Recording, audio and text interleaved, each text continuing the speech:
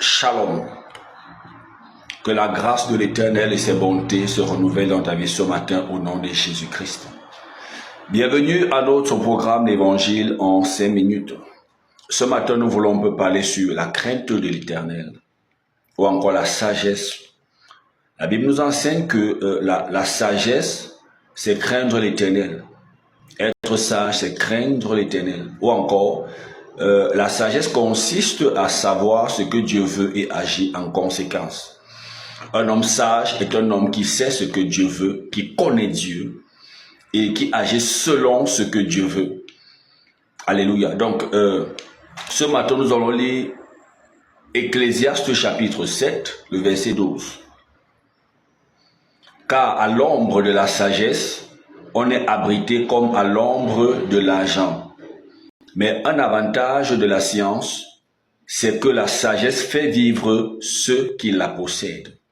Donc en fait, agir en accord avec la volonté de Dieu, agir selon la parole de Dieu que nous connaissons, nous fait vivre.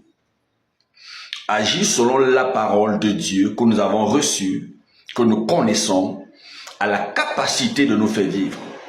Le tout n'est pas de connaître ou de savoir, mais le plus important est d'agir selon le savoir ou la connaissance que nous avons reçu de Dieu. Je vais prendre un exemple simple. Jésus arrive sur les eaux, il marche, et les apôtres sont dans la barque. Ils se disent que c'est un fantôme et ils se mettent à crier. L'apôtre Pierre va dire, si c'est réellement toi le Seigneur Jésus, ordonne que je vienne vers toi sur les eaux. Le Seigneur va dire, viens. Et Pierre va sortir, il va se mettre à marcher. Donc en fait, la capacité pour Pierre de marcher sur les eaux était rattachée à sa capacité à obéir à l'ordre de Jésus, lui disant, viens. Fais confiance et obéir et oser agir selon la parole de Jésus-Christ lui a donné la capacité de marcher sur les eaux. Il savait que Jésus lui avait dit, viens. Mais s'il ne prenait pas le risque, s'il n'osait pas sortir de la barque et avancer sur les eaux, il n'aurait jamais marché sur les eaux. Un autre exemple, il dit, j'ai péché toute la nuit. Jésus dit, avance vers les eaux profondes et jette le filet du côté droit. Il savait que Jésus lui avait dit de jeter le filet du côté droit.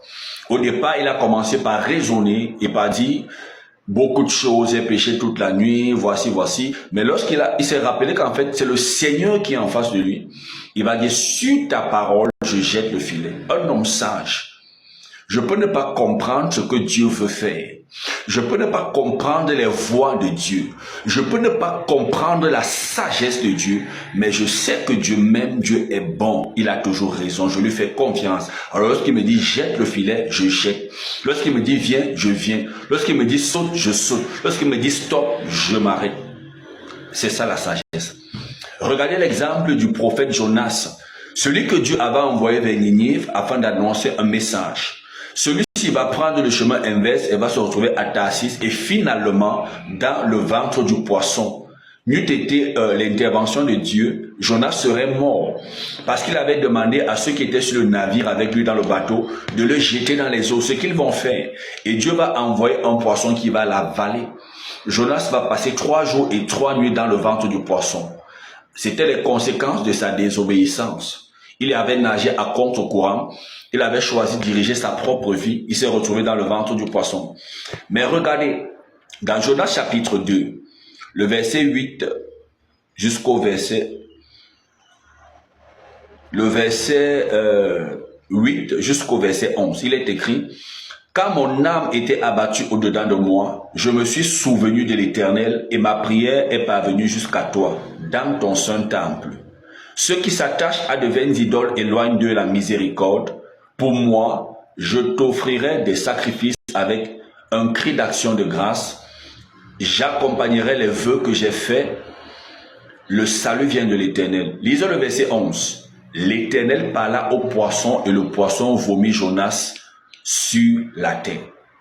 Jonas était un prophète qui connaissait l'Éternel. En fait, il refusait de se rendre à Ninive parce qu'il savait que, annonçant la parole de jugement, si le peuple de Ninive se repentait, l'Éternel devait suspendre le jugement. Mais comme il savait que ces hommes menaient une vie de péché, lui, il voulait que le jugement s'abatte sur Ninive et sur ses habitants. C'est pourquoi il va désobéir à l'Éternel. Dans sa désobéissance, Jonas, autant pour moi, va se retrouver dans une situation très désagréable dans le ventre du poisson. Il va échapper de justesse à la mort par l'intervention de l'Éternel. Mais parce qu'il avait la connaissance, Jonas va agir selon la connaissance. Il va commencer par faire une prière prophétique. Il est dans le ventre du poisson, 3 jours et 3 nuits. Il se souvient que l'Éternel est bon. C'est parce que l'Éternel est bon que l'Éternel a envoyé à Ninive annoncer le jugement. Et si les gens de Ninive se répandent, il va leur pardonner. Alors pourquoi est-ce que lui, le prophète de l'Éternel, le serviteur du Tout-Puissant, l'Éternel ne devrait-il pas être miséricordieux envers lui? Alors, il commence directement à adresser une prière à l'Éternel, mais c'est une prière prophétique. Qu'est-ce qu'il va dire? Quand mon âme était abattue au-dedans de moi, je me suis souvenu de l'Éternel. Souvent, lorsqu'on pêche, lorsqu'on manque le but, lorsqu'on se détourne des voies de Dieu, c'est parce que souvent on oublie qui est l'Éternel. Et souvent on souffre. Et la souffrance est due parce que nous oublions qui est l'Éternel. Dieu est bon et il est miséricordieux. Il pardonne à celui qui se répand. Et souvent nous faisons trop de choses parce que nous voulons la délivrance. Mais une seule chose est importante, la repentance. Et Jonas va se repentir. Il va se souvenir de l'Éternel et va lui adresser une prière. Qu'est-ce qu'il va dire? Pour moi, je t'offrirai des sacrifices avec un cri d'action de grâce. J'accomplirai les vœux que j'ai faits.